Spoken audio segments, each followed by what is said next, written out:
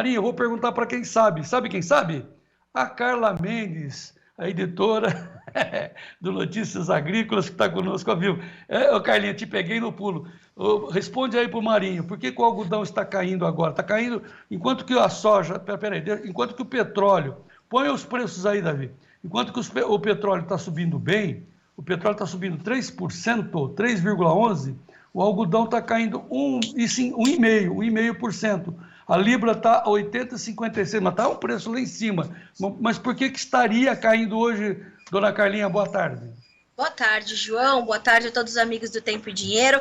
Marinho, olha só, a gente está vendo o algodão cair hoje e já vem alguns dias recuando, também em função das condições de clima nos Estados Unidos, mas diferente, né? A gente teve a atualização hoje do Drought Monitor, que é aquela ferramenta do USDA com a Universidade de Illinois e outras instituições que monitoram a seca nos Estados Unidos, e melhorou a condição para alguns estados importantes, principalmente o Texas, que é o maior estado produtor de algodão dos Estados Unidos, e a gente viu essa condição melhorar, e a gente tem algumas chuvas esperadas também para o Texas, de acordo com os mapas climáticos, e isso ajuda a pressionar, então, os futuros do algodão na Bolsa de Nova York. Então tá chovendo no Texas, mas no Corn Belt, o coração da soja e do milho, tá faltando chuva. Falta chuva, João.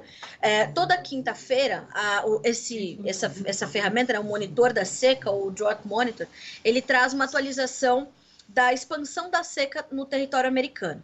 Se a gente olha para todo o mapa dos Estados Unidos, a gente vai ver que, de fato, houve a expansão de forma generalizada. Esse mapa que a gente está vendo agora são as áreas de milho sob alguma condição de seca nos Estados Unidos. Esse índice chega a 57%. Então, 57% das áreas cultivadas com milho nos Estados Unidos, e são essas áreas que estão achuradas em vermelho, elas estão sob alguma condição de seca. E na semana passada, esse índice era de 45%. Essa semana a gente também atualizou o mapa da soja. Vou pedir para o Davi também. Aí já. Mapa da soja. Deixa eu fazer só uma tradução. Áreas achuradas. Essas áreas riscadinhas de vermelho aí. Riscadinhas de vermelho. Traduzir? Traduziu, riscadinhas de vermelho. As áreas riscadinhas de vermelho nesse segundo mapa são as áreas de soja que saltaram sob alguma condição de seca de 39% para 51%. Então, a gente teve um aumento considerável. Segundo o boletim também dessa quinta-feira, a gente tem uma expansão da seca, principalmente nos dois maiores estados produtores de grãos dos Estados Unidos, Iowa e Illinois. Então, a situação foi pior nesses dois estados. O que mostra, portanto, né, João, que a safra americana está realmente muito fragilizada. Então, olhar para esses mapas hoje foi o que fez o mercado colocar, inclusive, algumas altas a mais nos preços, tanto de soja quanto de milho lá na Bolsa de Chicago. Pena que a gente não consiga saber como é que vai ficar lá na frente, né? Porque está praticamente começando agora a safra americana, tem pelo menos 2 meses pela frente, né, Carlinha? Mas nesse instante, o Davi já mostrou em tempo real, mas o tempo aí é sempre o primeiro vencimento, que é julho, que não conta nada, né? Vamos lá no Notícias Agrícolas, tem um delayzinho de tempo aí. Como é que estão os preços da soja, Davi, lá em Chicago? Hoje aumentou setembro, alta de 42, o novembro alta de praticamente 40 a 12,79. Nós fizemos aí, mostramos agora um cálculo do Belinello, Carlinha, para a gente assegurar o preço lá em cima, não novembro agora, mas 24, gasta-se R$ 3,70 para proteger R$ 15, ou seja, de 12, você protege, você manja, né, Carlinha? Você protege de 12 a 10,60 dólares. Isso mesmo. Em reais, isso dá uma proteção de R$ 15 de queda, e você gasta 3,5. Se não tivesse em cima do laço, poderia ser até mais barato. Mas é o que nós estamos vendo no momento. Aliás, né, você também vive isso, né? Você fica vendo os preços de Chicago e fala, poxa, aí você olha de lado, o produtor brasileiro com um monte de soja entregando e os prêmios tomando a diferença do produtor, né, Carlinhos?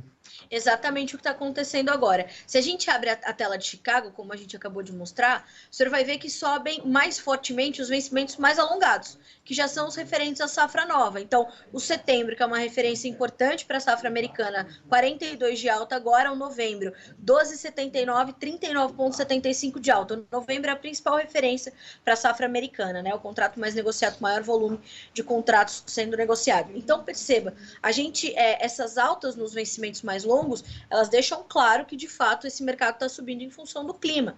Está subindo porque não, né, a gente vai ter um comprometimento da safra americana inevitavelmente. O mesmo acontece para o milho. Se a gente checa os vencimentos mais longos, são altas de mais de 18 pontos agora. E no caso do milho, o dezembro é uma referência importante, está superando o setembro. E vai diminuindo a diferença, né, João? Do spot com o dezembro, que é a referência para a safra 23-24. Como eu disse, acima do setembro, está em 5,67 o dezembro, 5,63 o setembro. Então, quer dizer, é um mercado climático. Ontem o Marcos Araújo falou brilhantemente, né? A entrevista do Marcos foi brilhante, e ele falava, a gente tem essa volatilidade prevista. O senhor falou, é difícil a gente saber como vai ficar para frente. Os mapas, João, já estão apontando julho com chuvas abaixo da média, temperaturas mais altas. A mesma condição para o agosto. Julho é o mês de definição de produtividade do milho, agosto é o mês de definição de produtividade da soja para os americanos. Então, olho vivo nesses mapas. O que a gente consegue trazer também um pouquinho mais alongado são as previsões, as anomalias, né, que os mapas mostram para o período de 8 a 14 dias, ou seja, 22 a 28 de junho. A gente tem temperaturas acima da média em todo o Corn Belt, todo. O coração ali, Illinois, Iowa, Indiana, que são os I-States, como eles chamam, né? Ali é o filé mignon do Corn Belt. Mas Missouri, Nebraska, Ohio, Wisconsin, todos esses estados, eles estão ali com a probabilidade de termos temperaturas acima da média. Quando a gente olha para o mapa de chuvas, a gente vê a maior parte desse coração do Corn Belt com chuvas dentro da normalidade. O que não é bom, porque se as temperaturas também estivessem dentro da normalidade, essas chuvas chegariam e ajudariam a trazer um pouco mais de saúde para as plantas. Mas como a gente tem um calorão, um sol de rachar mamona, e não temos chuva suficiente, o que acontece? A planta vai sentir e a gente vai entrar julho com um estresse hídrico grande.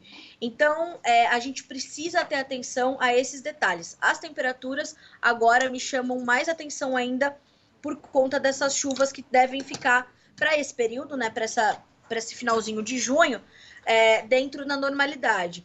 E elas precisam se confirmar, né, João? Porque o que acontece? A gente teve um momento de concentração dessas chuvas no oeste dos Estados Unidos e a maior parte do Corn Belt está no leste. E aí a gente está falando de soja e milho, né? O algodão, por exemplo, como eu falei, está lá no Texas, então é diferente. Mas assim, falando de soja e milho, se a gente olha agora também os mapas atualizados, por exemplo, para 5 dias de chuva, a gente vai ver que a gente tem alguns volumes, mas são volumes baixos e mal distribuídos. Então, todo o estado de Illinois, por exemplo, ele vai ter chuvas que não chegam a 50 milímetros nos próximos 5 dias. Então, essas chuvas elas passam a ficar ali mais concentradas no nordeste dos Estados Unidos e sudeste, né?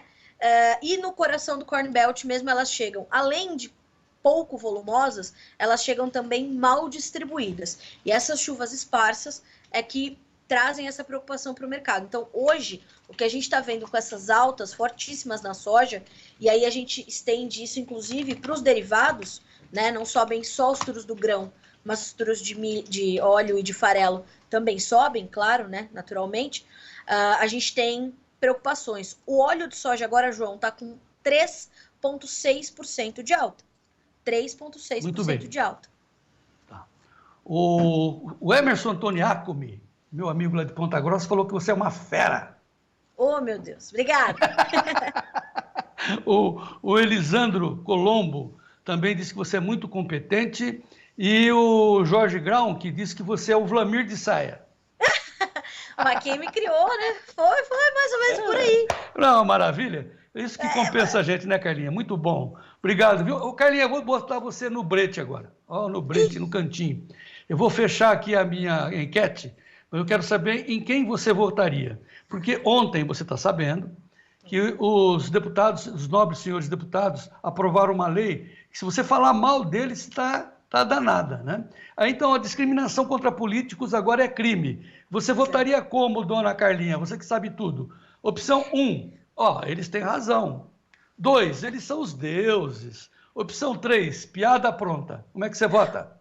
Dá para votar um pouco de 2 e um pouco de 3?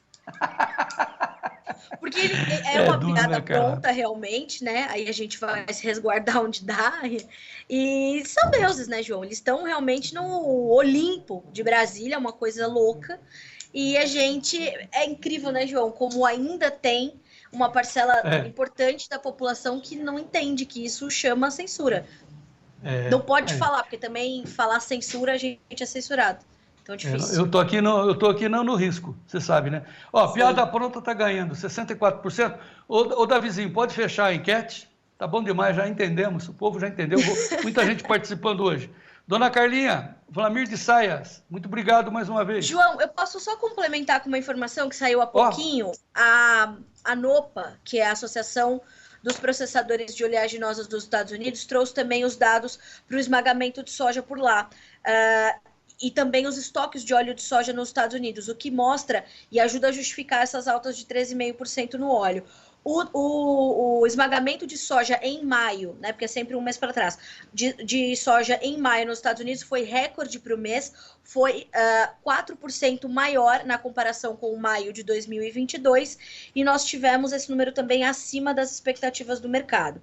E os estoques de óleo de soja vieram abaixo das expectativas, ou seja, isso também ajuda a justificar essas altas de 13,5% no óleo, que vão carregar a soja na carona também.